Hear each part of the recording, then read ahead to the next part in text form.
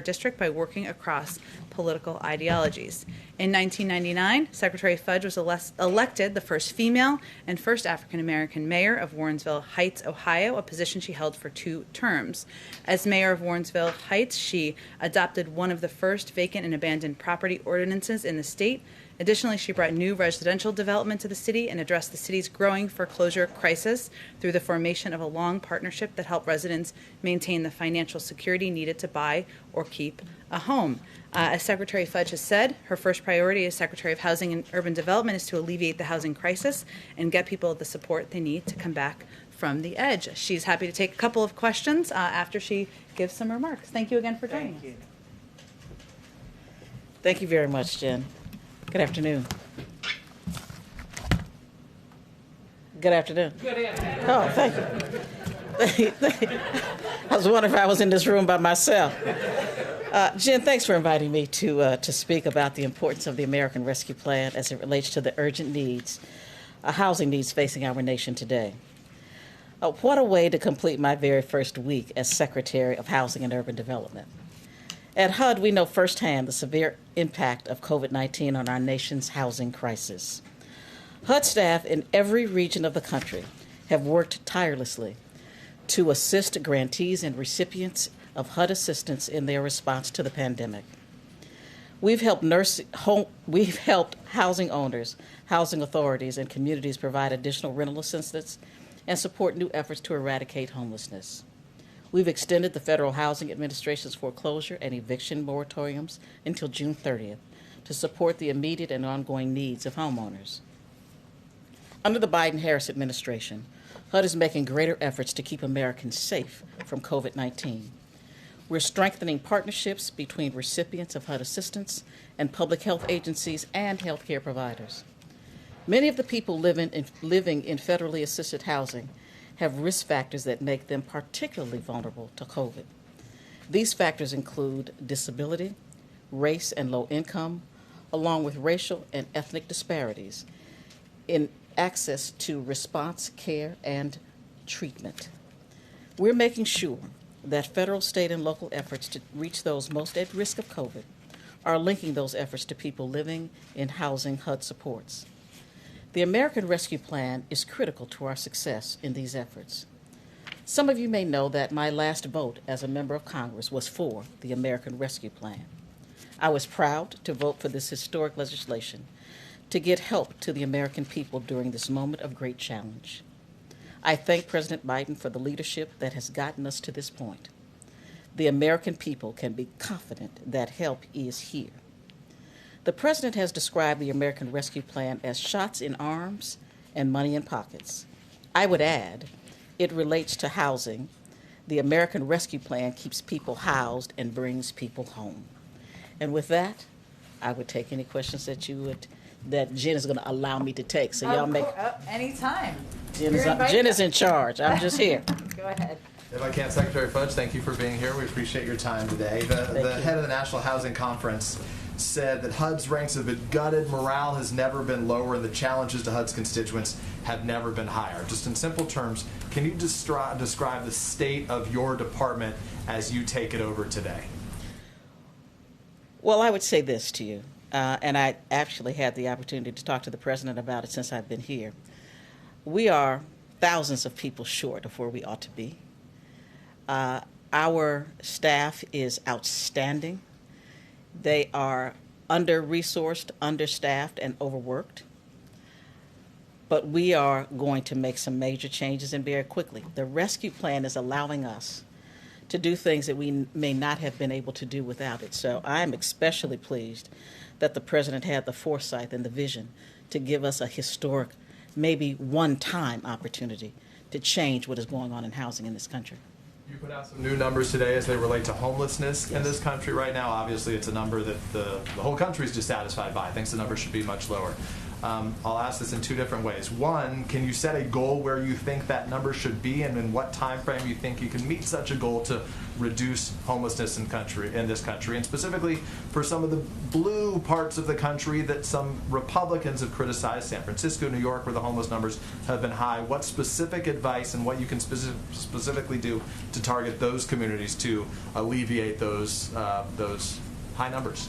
Well, the first thing I'd say is that the president gave us a charge early on as to what he wanted us to focus on, especially in the first 100 days. Homelessness was at the top of the list. One was expanding vouchers.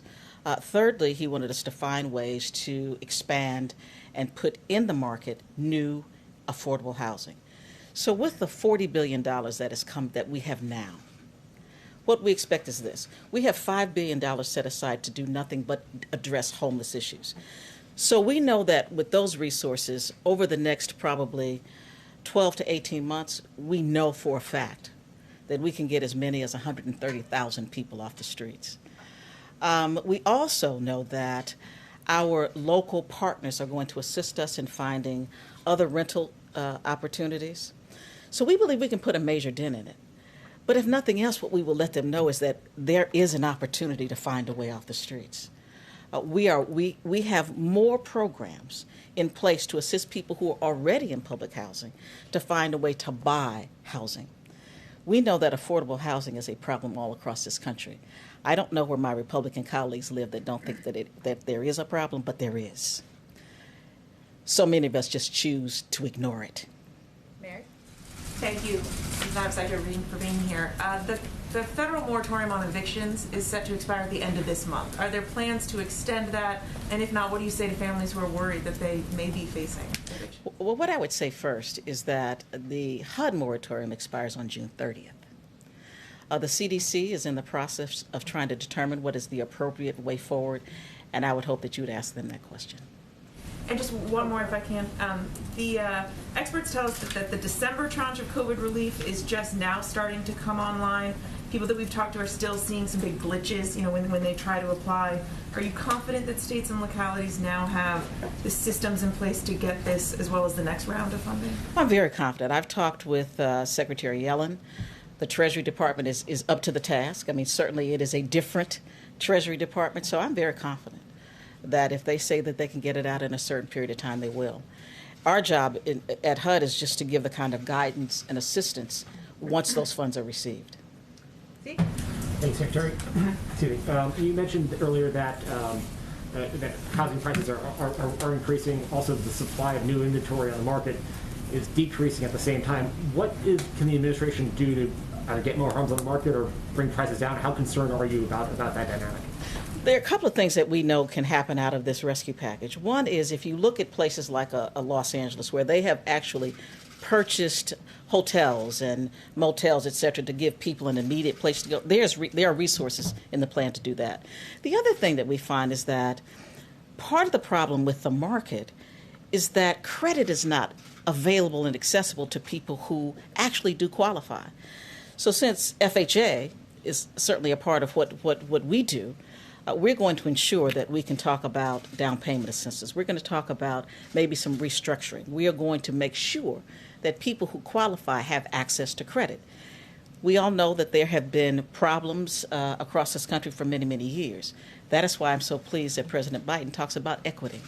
He talks about equality, closing the racial wealth gap, which is bigger today than it was 50 years ago. So we know that we have the tools. I think it was just a matter of making sure that we have the will to use them. We now have the will. Ed? Madam Secretary, thank you again. Back to the homelessness report that you guys put out this morning. The way that test is done, as you know, is you test over a few days in January of the previous year. So that was pre-pandemic 2020. 580,000 people on the streets homeless, pre-pandemic, correct. 2.2% increase from the year before. Do you have any sense of how much more homelessness may have increased once that pandemic began, say, April, May into the summer? I can't give you numbers. We know that it has increased. We just don't know those numbers. So really not till next January will we Correct. be able to get some sense of how it might have affected. Correct. And Nancy? Nancy and Alex, and then we'll have to let the secretary go back to work. Go ahead, Nancy. Thanks so much for being here. Appreciate it. My pleasure. Two questions. One, does the Biden administration have any plans to restore or tweak that Obama-era fair housing regulation, which the Trump administration weakened in the summer of 2020? We are looking at it. Certainly, we know that fair housing is, in fact, the law of the land, and we want to use every tool we have. I think that the prior administration did roll back some fair housing tools that we have, so we're looking at how we can go back and make those better and get them re-implemented, if possible. And then just second question, what are your thoughts on whether or not there's a housing bubble right now in the U.S.? Well, I would say that that's a kind of a tricky question. There are those who would say yes. I would say at this point that until I can get the kind of data that I need from the GSEs and from FHA, that's not something that I could really give you an accurate answer on. But I know that there is a problem with the market today. Alex, make it a good one, Alex. No pressure. Well, I got two because I'm going to be just a little bit greedy. One from our housing reporter, which is, are there some parts of the COVID response, whether or not in ARP or generally, that are currently temporary that you would like to see permanent when the crisis eases? Oh, I'd like to see most of it permanent, no question about it. I think that when we talk about housing needs, we can't at this point come up with enough money to take care of all the homeless people in this country. We cannot, through this package alone, repair and restore 50-year-old housing authorities across this country, which are crumbling every day. We cannot abate lead in every single building we need to with these resources. We need at least another $70 to $100 billion to do those things. So yes, I'd like to see a stream of resources available to do this, not just in this package, but ongoing. And the second question is, you may have seen that former Congressman Richmond weighed in on the primary to succeed him in his congressional seat. Who? Congressman Richmond. Yeah. Never heard of him. Oh. I was wondering if you want to take the opportunity to weigh in on your race and who you think should succeed you and what you're looking for. No. All right. How about the Senate race in your state? Is there Democrats that should run? Oh, absolutely. Who? I have two friends that are thinking about it. Tim Ryan, of course, is thinking about it. I understand Nan Whaley is thinking about it. I mean, I think we're going to put a good person in that race, no matter who we choose. But they're both friends. I think we have a good shot at it. I know people have written off Ohio. I haven't written off Ohio. I believe we can win the Senate race. Thank you, Secretary Fudge. Looking forward to having you back. Thank you. Thank you, Madam Secretary. Thanks, John. Thank you. Okay. Just have a couple. What'd you say? You could have walk-off music for your We can. Wait till month 3. Wait till month 3. We'll be rolling it out with people's second visits. As we announced yesterday, I just wanted to give you a little bit more information on the schedule for next week. You may have seen we confirmed that the president will be traveling to Columbus, Ohio on Tuesday, the anniversary of the Affordable Care Act being signed into law. The trip will be a part of our Help Is Here tour and will highlight how the American Rescue Plan will lower healthcare costs for many American families. And this is a component of the package that we've talked about, but we're still working to ensure the American people understand how they can benefit from this particular piece. The Affordable Care Act has been an important lifeline for Ohio families for 11 years. The law cut the state's uninsured rate by half, dropping from 12% to 6%. It has also provided critical consumer protections for millions more by preventing insurance companies from discriminating based on pre-existing conditions. And the American Rescue Plan makes coverage under the ACA even more affordable for Ohio families. Over 90,000 currently uninsured Ohioans can get a better deal on health insurance because of the law and premiums for people who have coverage under the ACA. And the former Ohio governor was one of the first, if not the first, Republican governor in the country to expand Medicaid access during that period of time, and that is certainly something we continue to note around here. Another update on the schedule is in the wake, a couple of updates, I should say, part on the schedule and part on steps we're taking as it relates to the horrific events in Atlanta earlier this week. In the wake of the horrific shootings in Atlanta on Tuesday, the president ordered the U.S. flag to be flown at half-staff as a mark of respect for the victims of these senseless acts of violence. The president and the vice president will also meet with representatives from the Georgia Asian American and Pacific Islander community when they travel to Georgia on Friday. They will meet with the state legislators and community advocates to hear about the impact of the incident on the community and to get their perspective on the rise in anti-Asian hate incidents. The president will also offer his support for the AAPI community in Georgia and across the country and talk about his commitment to combating xenophobia, intolerance, and hate. As many of you may know, and I think I've been asked about this in here previously, but Senator Mazie Hirono and Congresswoman Grace Meng have introduced legislation that calls for expanded DOJ review of COVID-19 related hate crimes, for guidance from DOJ to law enforcement for best practices in reporting hate crimes, and ensures that hate crimes information and reporting is more accessible to Asian American communities. The president applauds their leadership on this issue, including along with Chair Judy Chu's, and he strongly supports these crucial aims of this legislation. He issued a presidential memorandum his first week in office directing the Attorney General to support state and local agencies and AAPI communities to prevent hate crimes and expand data collection and public reporting. That is ongoing. The outreach and engagement from DOJ is already underway. There's also a role for HHS to play, which we expect can pick up more once future Secretary Becerra is sworn in. And as I noted yesterday, also from here he's asked Cedric Richmond, who of course we've all heard of, and former congressman, and Susan Rice to lead an effort to engage with the community as well. Last piece, today the House will also be voting on the American Dream and Promise Act and the Farm Workforce Modernization Act. President Biden and this administration support passage of both pieces of legislation. These bills would provide a path to citizenship for Dreamers, individuals with temporary protected status, and farm workers. Both pieces of legislation passed the House last Congress with bipartisan support and have broad support from the American public. These bills, in his view and our view, are critical milestones toward much-needed relief for the millions of individuals who call the United States home, and an acknowledgement that a path to citizenship for these essential workers is critically important to our economy and our nation's food and agricultural sectors.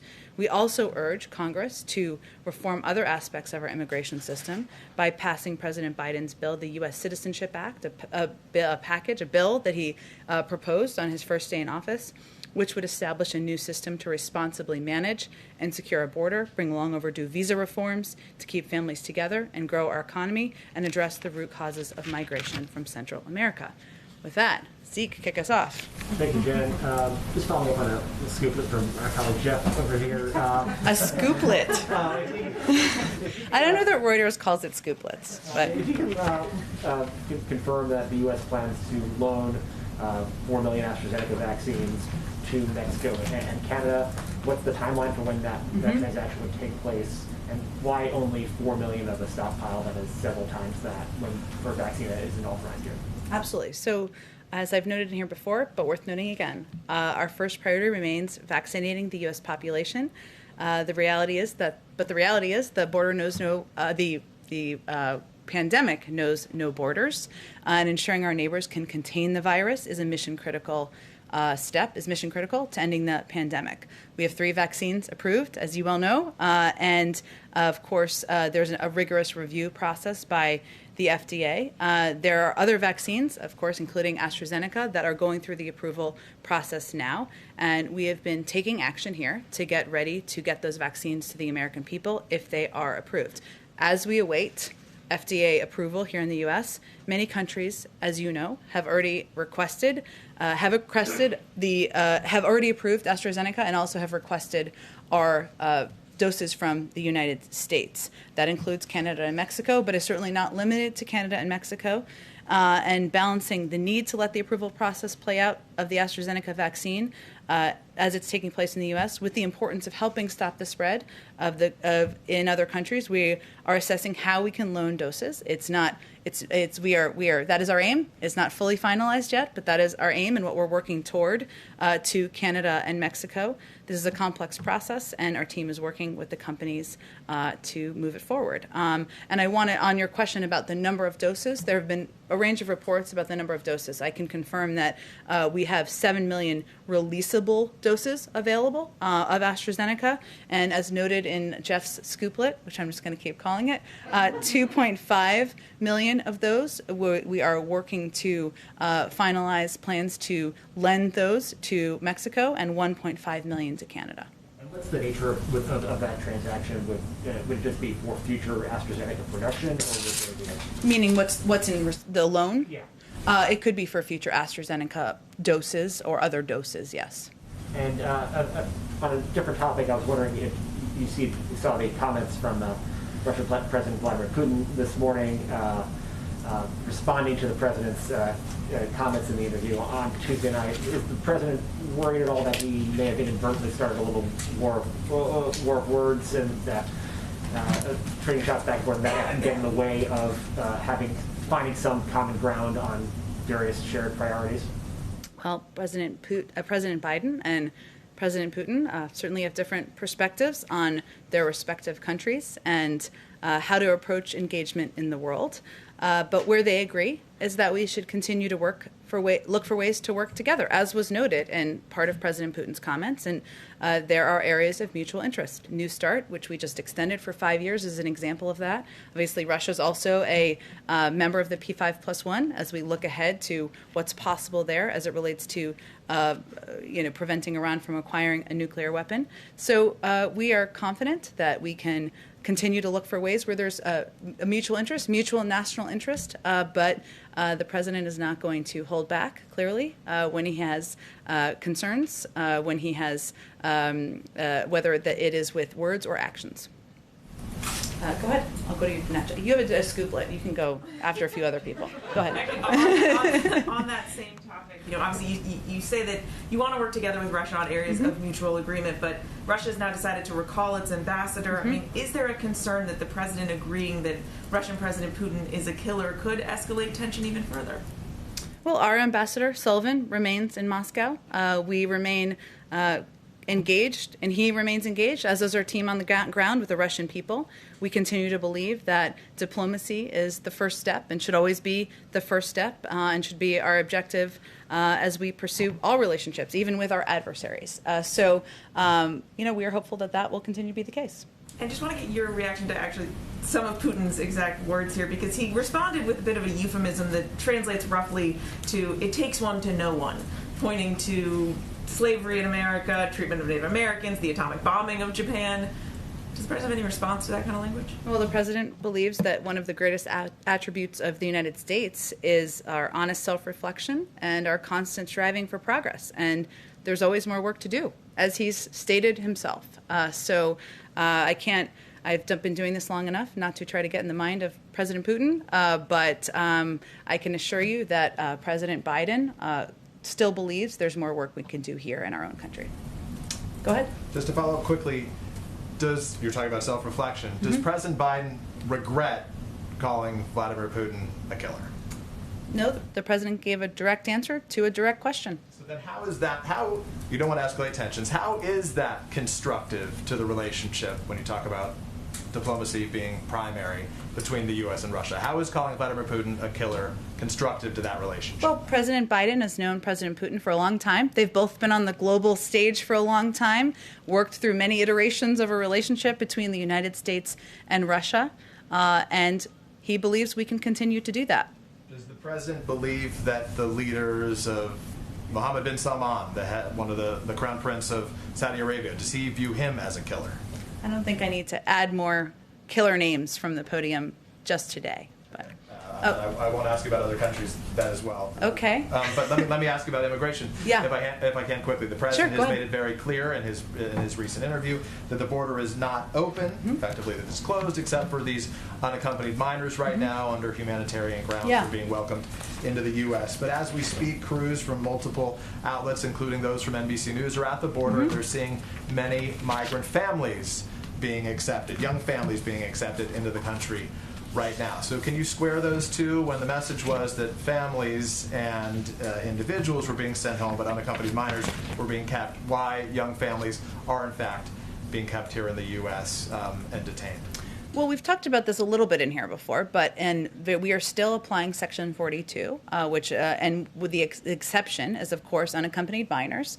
There are limited scenarios, limited circumstances where we are very limited, I should say, where families are coming across, going through proper protocols at the border, being tested, and then having their cases adjudicated. Part of this is that, part of the reasoning is that, of course, we've closed Matamoros, and there has been some less participation in keeping some of these families in Mexico than in the past.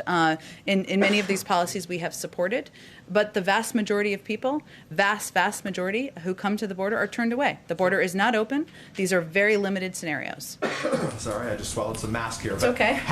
We've all been there. How limited is very limited? How many are being allowed in as it relates to families? And specifically, if the message that the president was sending this week is that the border is not open, what is the message to those families, given some are being allowed in right now?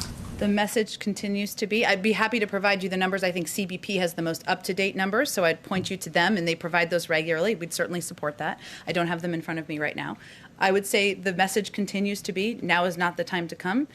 The vast majority of families, of individuals, are sent back, are not welcomed across the border, and that's a message we will continue to convey clearly. And just to follow up, you talked about how the president saw those photos in one of the recent briefings as it relates to these shelters, detention centers, decompression centers. I'm not sure what specific photos he saw. We asked yesterday, we'll ask again today, can you provide those? Will you provide those to the American public to see what it looks like there right now? Well, first let me say that the White House and we all in the administration support finding a way to grant access to the media, to the HHS and OR facilities or the shelters where these children are staying for a temporary period of time before they are placed with family members or with sponsored homes. The Office of Refugee Resettlement has not been hosting, as you've noted, media tours of unaccompanied children facilities currently due to the COVID-19 pandemic, but we remain committed to transparency and we're considering potential options, and we hope to have an update on that soon. So even if we didn't get a tour, can you provide us the photos that the president was provided? There was a private briefing, an internal briefing from several weeks ago. We typically don't provide those materials publicly, but we do want you to be able to, or a pool of media, to be able to have your own visuals and get your own footage of these facilities. Thanks, Jay. Go ahead. A few things. Back to Russia for a second. Yeah. There was the SolarWinds hack. There was the reported bounties on the heads of U.S. Yes. troops. The president said in this interview, something on that is coming. What is the holdup? When is the response from the United States coming? Because he inferred in the interview, stay tuned. Right. Well, we also have already put forward sanctions in response to the poisoning of Alexei Navalny. There's already been a release of a report about their engagement in the 2020 election, and we will have responses to each of these malign actions that we have expressed concern about, and the president has offered a review of. Weeks, not months, remains still the policy. There's, of course, internal policy decision-making about to assess and take a look at the review, but also to make decisions about policy engagements. Some of the responses may be seen, some may be unseen, and, of course, the president reserves the right to respond in a manner and time of his choosing, as any president would. But he did make clear that the Russian government will pay a price. On these vaccines going to Mexico, this comes, of course, as the United States is talking to Mexico about this border situation. Were there any strings attached regarding the situation on the border with this decision to give AstraZeneca doses to Mexico? There are several diplomatic conversations, parallel conversations, many layers of conversations with every country, Mexico, Canada, Europe, Asia, around the world, and certainly being part of contributing to preventing the spread of a global pandemic is part of one of our diplomatic objectives. Another one of our diplomatic objectives is working to address the challenges at the border. So it shouldn't be a surprise that those conversations are both ongoing and happening. If I'm hearing you, the vaccine was given, were there expectations set with the Mexicans that they help deal with the situation on the border? There have been expectations set outside of unrelated to any vaccine doses or requests for them that they would be partners in dealing with the crisis on the border, and there have been requests unrelated that for doses of these vaccines. Every relationship has multiple layers of conversations that are happening at the same time. Shouldn't rule out, or the United States isn't ruling out, using our vaccine stockpile in terms. I'm actually trying to convey that with every country, there's rarely just one issue you're discussing with any country at one time, right? Certainly that's not the case with Mexico. It's not the case with any country around the world. And so I wouldn't read into it more than our ability to lend vaccine doses of a vaccine that we have some available supply on to a neighboring country where there is a lot of traffic that goes back and forth between the countries. Two other quick ones, one related to the Atlanta shooting. You've been asked this before, but in February of last year, then candidate Biden said that on his first day of office, he'd send a bill to Congress repealing the liability protection for gun manufacturers and closing the background check loophole. I know you've been asked about this. There's an attorney general in place now. When, if any, when might we hear more about the administration's plans regarding gun violence? It remains a commitment, a personal commitment of the president to do more on gun safety, to put more measures in place, to use the power of the presidency to work with Congress. And certainly there is an important role, as you noted, for the Attorney General and the Justice Department to play in this regard. I unfortunately don't have any updates for you today, but it is an issue he remains committed to. And one quick local issue. The House Oversight Committee on Monday is holding a hearing on D.C. statehood. The president is a supporter of this. Yes. Does he think it could, if it passes the House, does it have a chance in the Senate, given the filibuster situation right now? And what would he or the White House say to the critics who suggest that this is designed to be a Democratic Party power grab just to get a few more seats in the House and the Senate? I think he would say that the 500,000 people who live in D.C., am I getting that number right? A little more than that now. A little more than, it's grown since I left and went to the suburbs, would argue with that point, and so would he. I mean, he believes they deserve representation. That's why he supports D.C. statehood. Go ahead. Has the administration made any effort, this is just a Putin-related question, has the administration made any effort to find out what was said during the previous president's 2-hour-long one-on-one meeting with Putin in Helsinki? It's a great question. Obviously, there's intelligence reports that may reflect that, but I'm not aware of any specific deep dive into that. I'm happy to check if there's more on it. And just, I'm sorry, one more question. The Chinese government has indicated that it wants to meet with President Biden virtually in April before that climate summit. I'm wondering if the Biden administration is open to that, and if there have been any talks about setting that meeting up. I know we'll have more on the climate summit, which is just over a month away now, so it's coming closer, and there are, of course, a range of international global participants that we anticipate being a part of it, but we're not at the stage where we're discussing bilateral meetings at this point in time. Go ahead, David. Oh, sorry, Jeff. I'll come back to you next. I'm not trying to give you a hard time. Go ahead, David. Maybe Mr. Skuplik should go first. Yeah, maybe. Sorry to go back to the Russia question here, but the president now, by my count, has said that Russia would pay a price for solar winds. He has said that they would pay a price for Navalny, and as you pointed out, there have already been some sanctions there. Yeah. Yesterday, he seemed to suggest that they would pay a price, in addition, for the meddling in the 2020 elections. And yet, at the same time, your own colleagues seem to have sanctions fatigue out here. Who are my colleagues? In the government? Or your colleagues in the State Department, the West Wing. I mean, you announced sanctions on Russia back when you were State Department spokeswoman. Is there any evidence that the method that we're using so far of sanctions is actually affecting Putin's behavior? I don't think we would rely, David, on sanctions alone.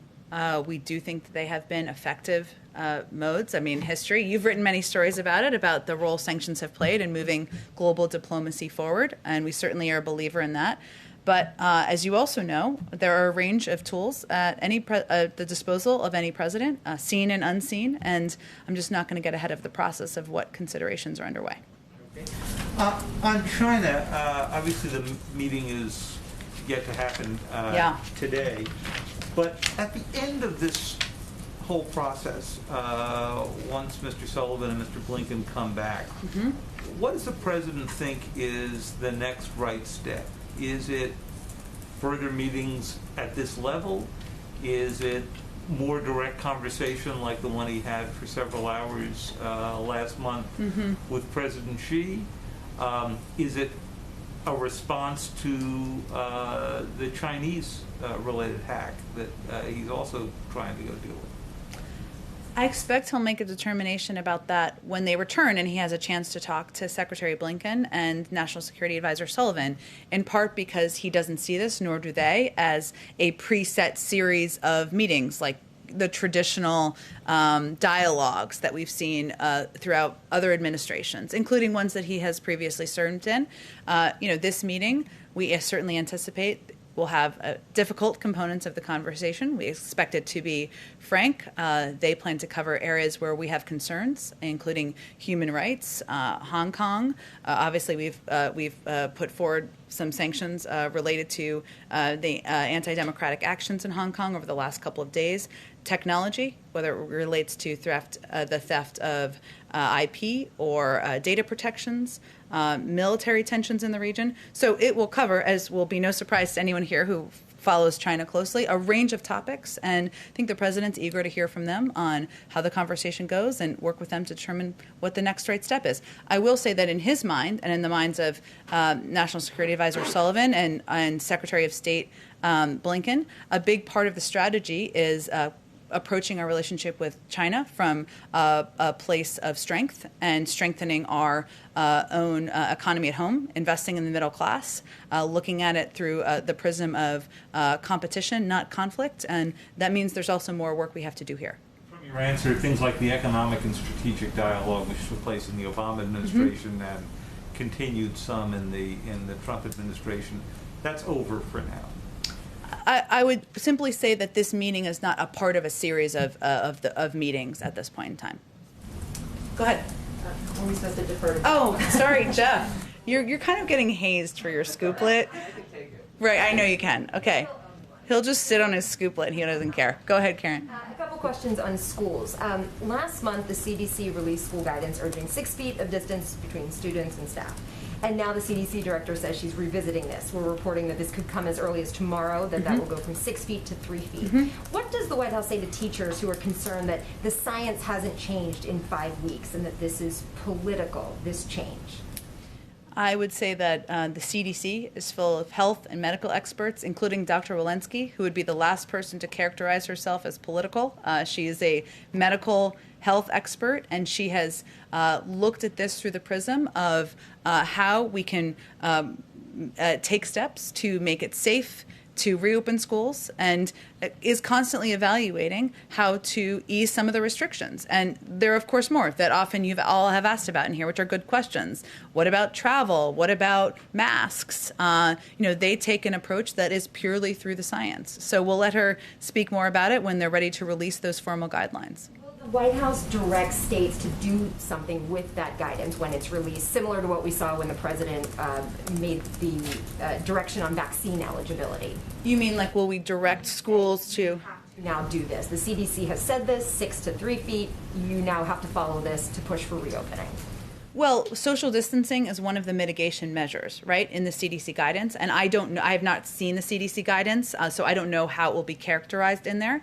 But I would certainly say we'd have Secretary Cardona, who was just here yesterday, work with schools and school districts to implement. And social distancing is one of the steps, masking, testing, vaccinations, and see how it can help reopen schools more quickly. And you want to see this, kind of overnight, go from 6 to 3 feet in the schools that are open right now and possibly increase the number of students that can be in the classroom before the end of the year? I don't have a timeline for it. I don't anticipate we'd ask any school to do something immediately overnight, but it will just be additional guidance, which a lot of schools are looking for from health and medical experts on how to safely reopen schools and ensure that the parents in the community, the teachers in the community, the students feel safe going to school. And this just, as they're considering options, this is one of the options one of the mitigation steps a school can take. Go ahead. 2 quick questions to continue with the scooplet theme. Okay. There was a report just about an hour ago that the president intends to nominate Bill Nelson as NASA chief. Can you confirm that? I have seen those reports. I don't have any personnel announcements to make today.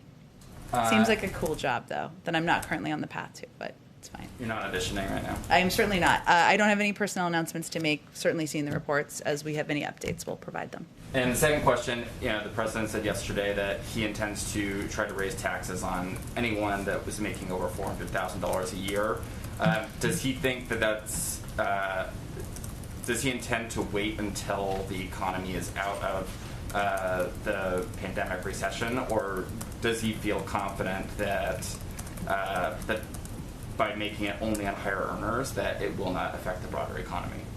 Well, the president is certainly focused on ensuring the economy is continuing to recover and that people are going back to work and able to put food on the table to feed their families. When we're talking about families making over $400,000 a year, that's about 2% of households in this country. And this is a commitment that he talked about on the campaign trail. And his interest is in ensuring that people pay their fair share, whether it's corporations or the highest income earners in our country. And he believes that hard work should be rewarded, and that this is one of the areas where there is an opportunity to rebalance how our policies are currently. But he would do this in coordination with, of course, members of Congress, members of his economic team, and we obviously don't have a proposed plan at this point, but it is a policy that he talked about on the campaign trail, and he reiterated, as you noted earlier this week. Did you have a second question too, or no? Those are the two. The scoop of question. Okay, got it. Okay, go ahead, Jeff. All right, yay. The man of the hour. On AstraZeneca, you mentioned that the U.S. has 7 million doses, releasable doses, and the company itself has said it expects to have up to 30 million in April. Given that, will the U.S. consider sharing more of these doses with the other countries that are asking, now that you've confirmed that you're doing the same for Mexico and Canada? We don't have anything to preview, but we all, have a number of requests from a range of countries around the world, and certainly will continue those conversations. Okay, but no commitment at this point to share specifically the AstraZeneca vaccine with others? Well, I will say, broadly speaking, we also anticipate having additional doses of Moderna, of Pfizer, of a range of vaccines, even as we focus on vaccinating, ensuring every adult American has access to the vaccine. It's just a matter of timeline. So I just don't have an update or a preview on that, but certainly we'll have those conversations, and we are open to receiving those requests and obviously making considerations. All right, and just on one other issue, your new U.S. Trade Representative will be ceremonially sworn in later today. 97-0. That's I think was her vote. Big number. It's pretty solid. How soon will she start leading trade talks with the UK? I don't have anything to preview. Obviously, that's driven by the policies and the agenda of the president and the overall economic team. I'm sure we will be integrating her into all of the policy discussions as soon as she's sworn in. Let me just get to the folks in the back. Go ahead. Thank you, ma'am. A couple quick questions. When you were talking a moment ago about diplomatic negotiations between the United States and Mexico, you said crisis on the border. Was that a challenges on the border? Okay, but so that doesn't reflect any change in the administration's view of things. Nope. Okay. Well, another quick question then. On Monday, the president said it's important to get the vaccine, and then quote, even after that, until everyone is in fact vaccinated, to wear this mask, unquote. Was he speaking generally, or does he believe that we should all be wearing masks until everyone is in fact vaccinated? Well, I think what he's reflecting is the guidance from our health experts that even if you're vaccinated, I am vaccinated, I still wear a mask because there hasn't been conclusive studies yet on the transferability of the pandemic or of COVID from those who have been vaccinated. It continues to be the advice of health and medical experts to continue to wear masks. Right, but every American, is that the standard until every American has been vaccinated, or was he speaking generally? I think he's speaking generally about the need to still observe measures like social distancing and wearing of masks so that even when you're vaccinated, you're keeping your neighbors, your friends, your family members safe. And then back in January, you noted that the administration was reviewing how unmarried couples were handled under travel restrictions. Mm-hmm. Have there been any developments on those restrictions? I know that there's a lot on the administration's plate. Yeah. But in how unmarried binational couples are treated? I don't have any update for you. The review is ongoing. Can I ask you one more question? Sure. Thank you. You're very generous. The Equality Act, as it's currently written, would eliminate the Religious Freedom Restoration Act as a defense for religious organizations against discrimination claims. Given that President Biden voted in favor of RFRA, does he support it being abolished now? I would have to check on the specific components of the package. I'm happy to do that for you after the briefing. Go ahead in the back. Thank you very much, Jen. 2 East Asia question and 1 Asian American question, okay. If I may. On U.S.-China talks, can we expect the joint statement after talks? A joint statement between them? I don't have anything to preview. I know that National Security Advisor Sullivan and Secretary Blinken will be speaking briefly after the talks conclude, but I don't have anything to preview for you in terms of a joint statement. Okay, another question is, according to Japanese media, Japanese Prime Minister Suga will meet President Biden on April 9th. Can you confirm that? I know there have been reports about a future meeting, and the president's certainly looking forward to meeting with the Prime Minister of Japan. I don't believe a final confirmation has been made here of what that meeting will look like and what the format would be. Okay, and 1 Asian American question. Okay. On the unfortunate Atlanta shooting, we already see the half-staff outside. Yesterday, you blamed the prior administration about this, which some people agree. But as what Axios reports, quote, the United States' rivalry with China had already created unease about Chinese Americans and Asian Americans, unquote.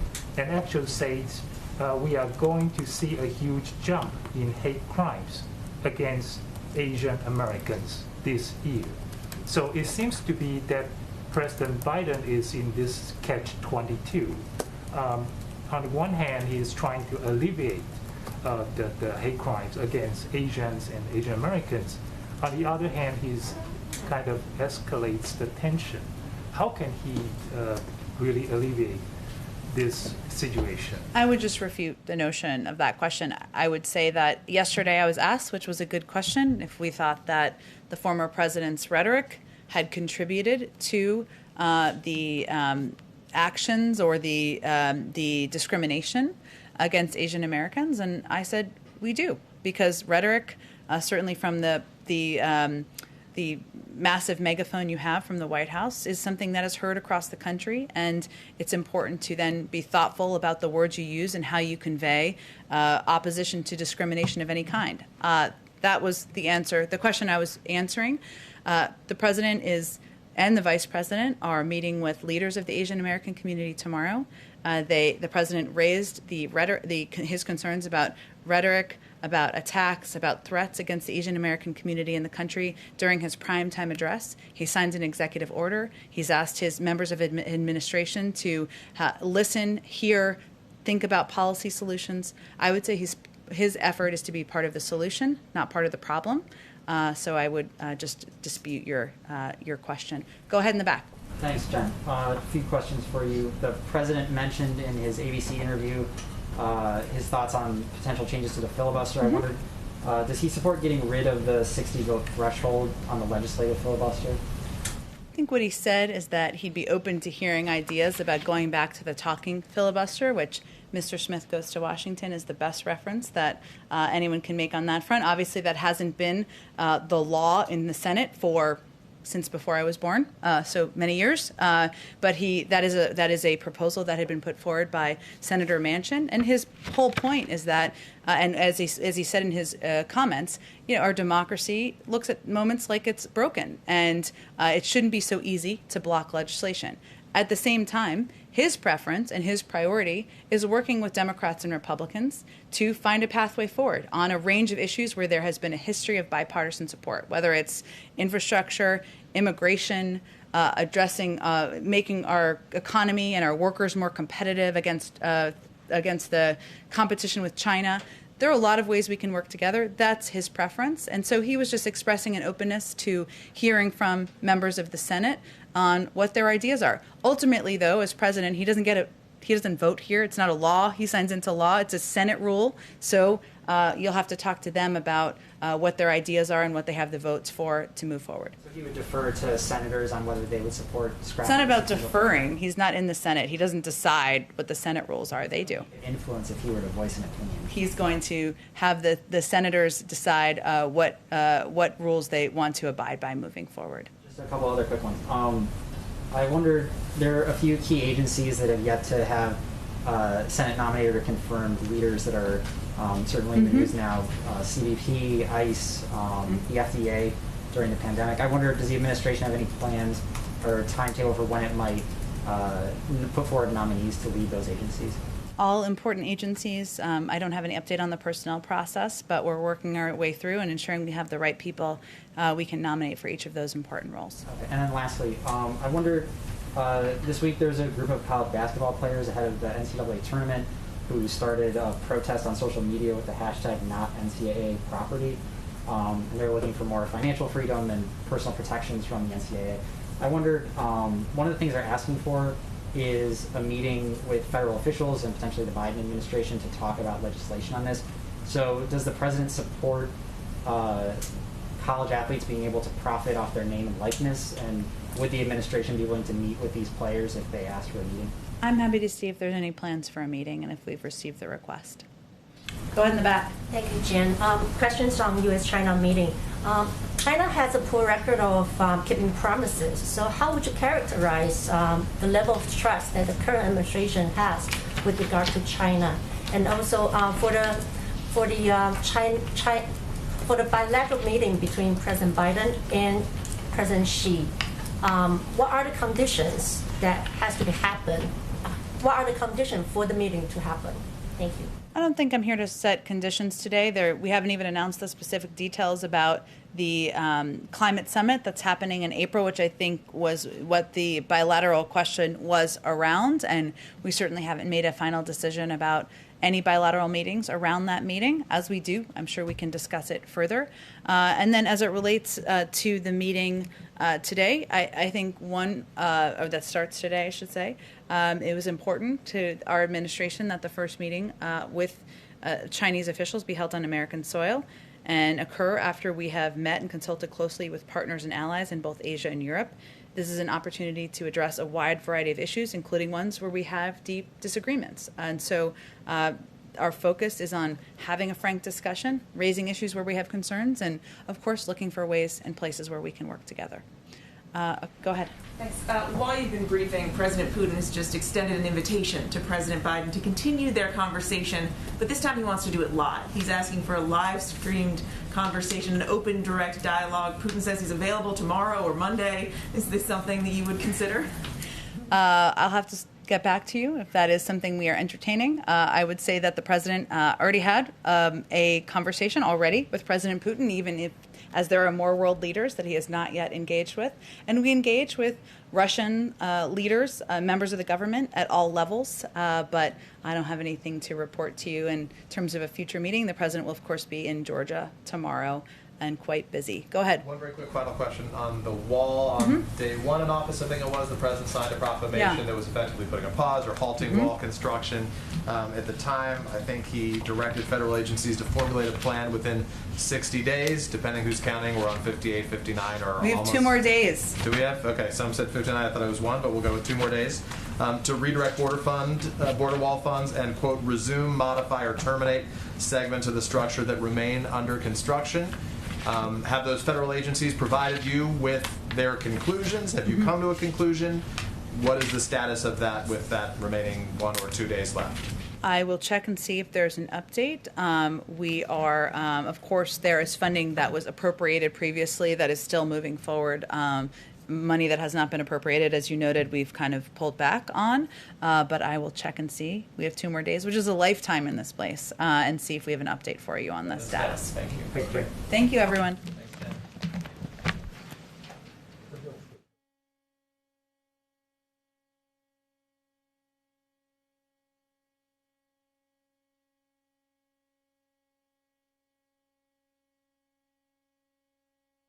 It's okay. Oh, it's your first day. I'm sorry. Welcome. So a lot of my colleagues in this room and outside this room have been asking for a while now about the possibility of visiting these facilities where unaccompanied children are being held after